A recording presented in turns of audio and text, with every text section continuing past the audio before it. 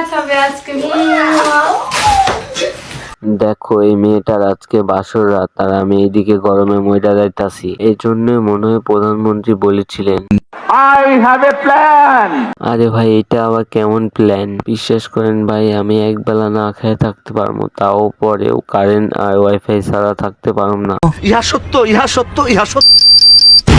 Hey guys, আসসালামু আলাইকুম, কেমন আছো তোমরা? তো নতুন একটি ভিডিও নিয়ে চলে আসলাম আমরা। তো চলো ভিডিও শুরু করা যাক। এই সময় কম, শুরু করো। এই দেখো জাউরার বউ ওইদিকে কান্নাকাটি করতেছে আর জাউরা এদিকে হাসতেছে। আব্বে তুইও তোর বউয়ের সাথে কান্নাকাটি শুরু করে দে। আমি একটা জিনিস বুঝি না, মেয়েরা বিয়ে হয়েছে শ্বশুর বাড়ি যাবে, এটি কান্নাকাটি করার কি আছে? আর কান্নাকাটি করলে মেকআপ সব ধুয়ে যায় না? ঠিক বলেছো।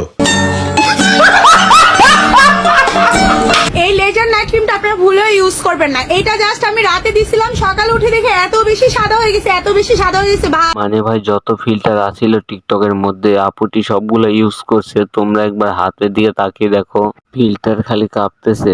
বাহ আপু বাহ, আপনি তো তেল মারার জন্য সেরা। লজ্জা লাগা দরকার। বাংলাদেশে একমাত্র নাম হয়েছে হিরো আলম ভাই হিরো। এরপরে যারা আসছে ওরা শুধু নামের হিরো, আসলে ওরা কিন্তু জিরো। পাম দেওয়ার জন্য এই কাকাটা সেরা রে। মাঝে মাঝে বাংলাদেশের মুভি দেখার পর মনে হয় হিরো শুধু একজনই, সেটা হচ্ছে হিরো আলম, আর বাকি যারা আছে তারা হচ্ছে জিরো আলম।